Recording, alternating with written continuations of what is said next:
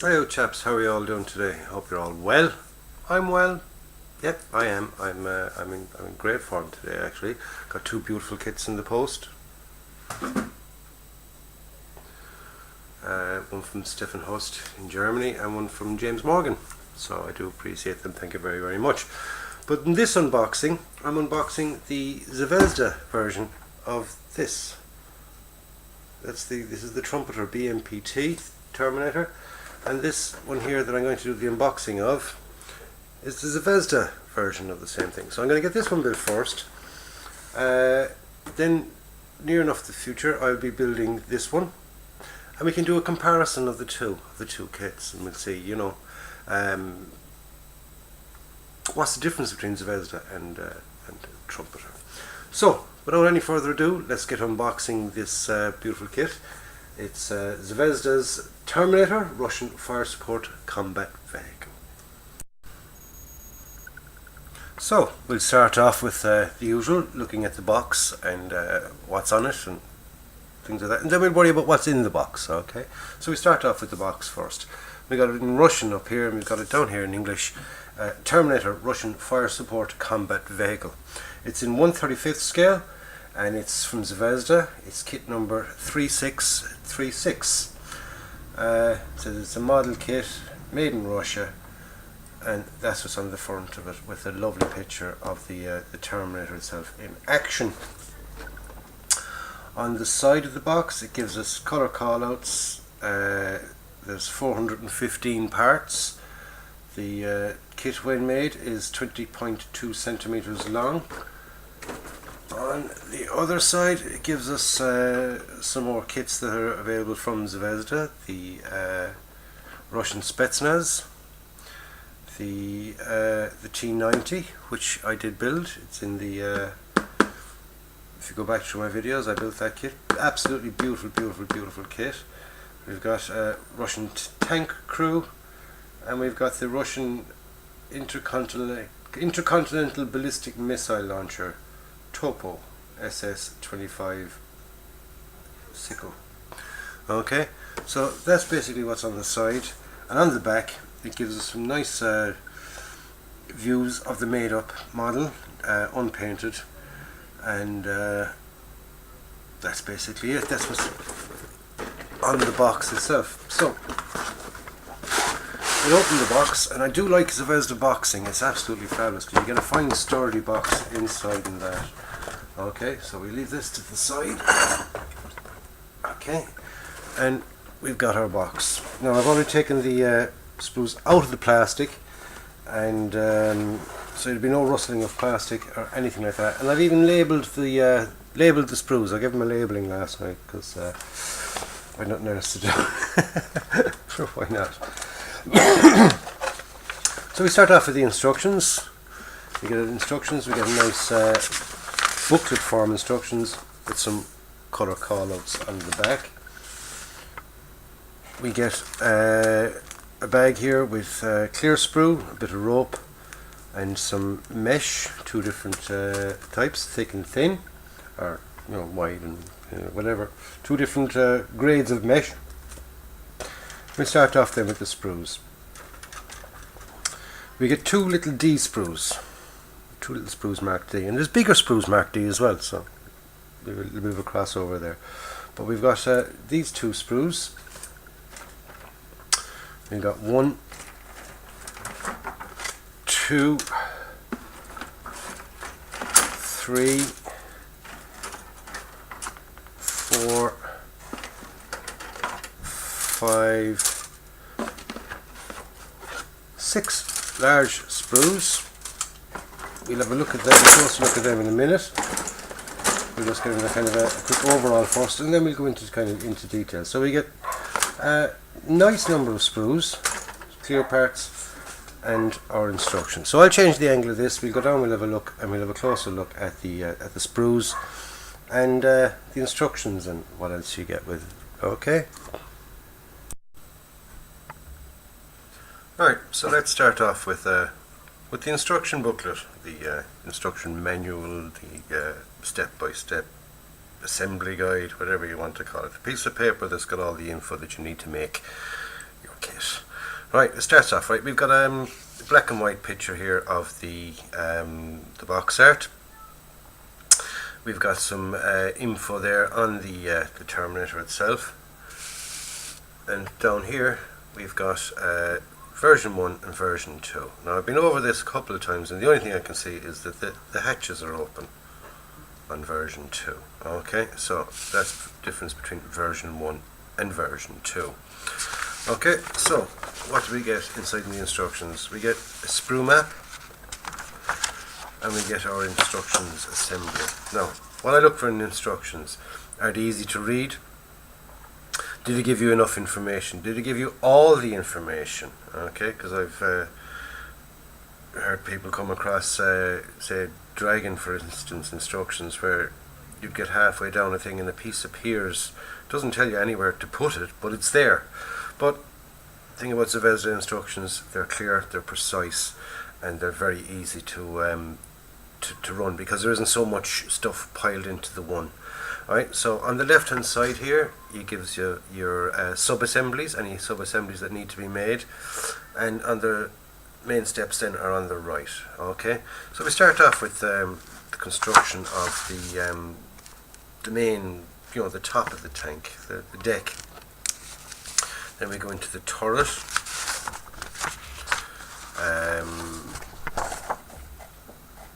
sort of the surrounding of the turret on top of the deck, the extra armour and the hatch covers. We've got the construction of the tub here on the side, putting the tub together, putting on the back. Alright, then we add the two together, we add on the suspension, and we stick on the first set of wheels. Then we're on to the tracks.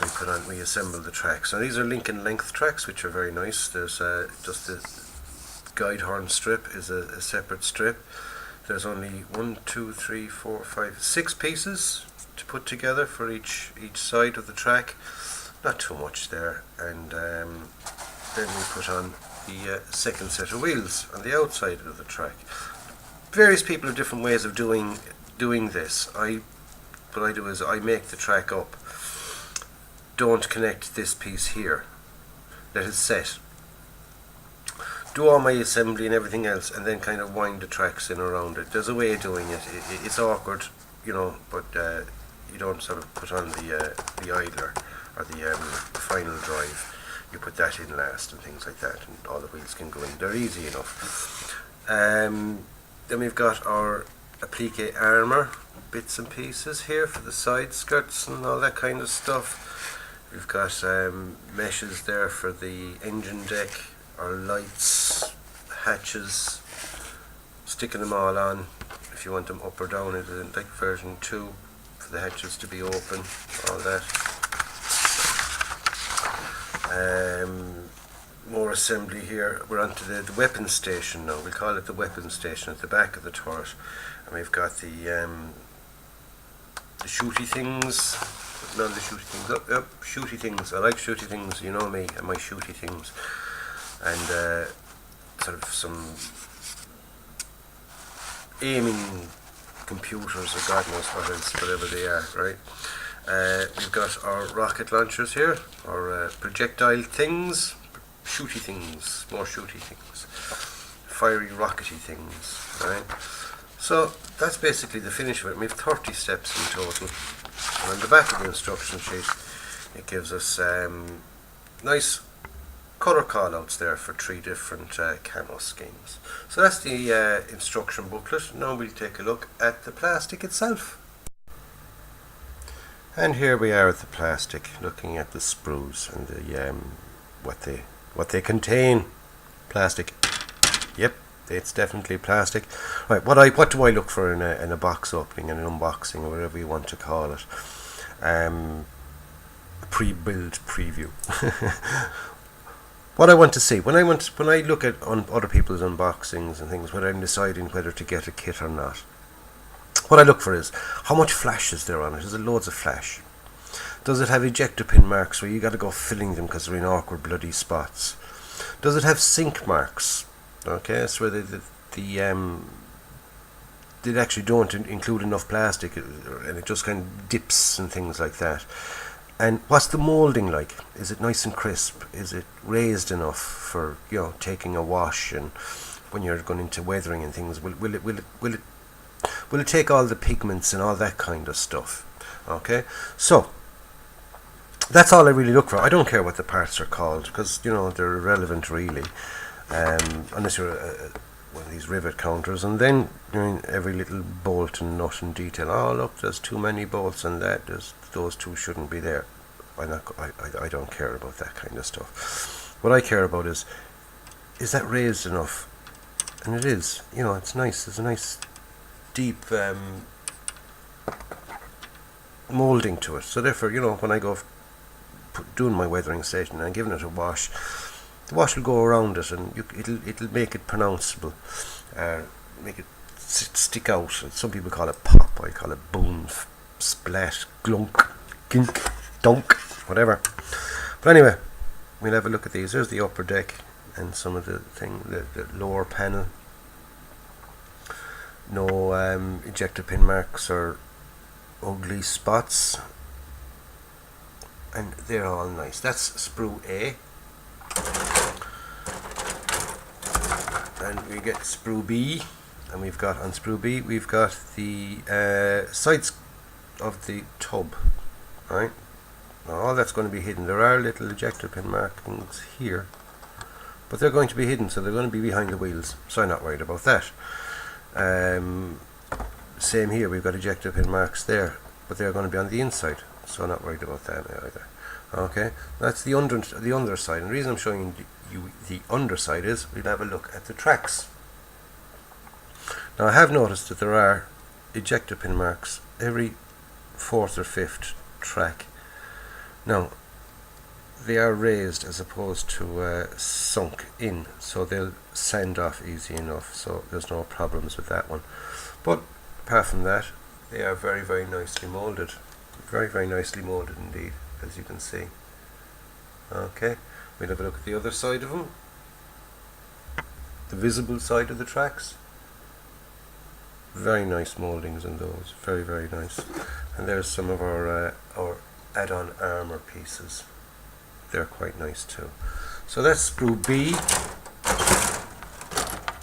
Sprue C gives us our side panels, or skirts, whatever you want to call it. Lovely raised detail on those. And the handles and things, they're all nicely raised. We've got some mesh, or not mesh, but some grillage there. And as you can see, there's no ugly seam lines, and there's no flash in between them, so that's quite good. And same here now, and on our hatch covers and things, very, very nice. And it's on little parts like that is where you start seeing the extra flash and things. Okay, so there's very little flash. Well, there's no flash actually, but there's very little cleanup is what I meant to say. Very little cleanup on these. So that's sprue C. Sprue D, we have two sprue Ds. Two of the D sprue, right? And on the D sprue we've got our suspension, wheels, and some more track. Now we've seen the track, so we'll have a look at the wheels and see what the detail and things like on them. That is fabulous. That is really nice, nicely raised detail. There's some more of those little grills and things, or tow hooks or hitches, suspension parts and stuff. There's our suspensions, nicely moulded. They're going to fit in nicely. We've got some fiddly little parts, haven't a clue what they're called. We got our hooks there, but the mouldings are all nice on them. Whatever the parts are called, they're nicely moulded. Right, we've got our turret top.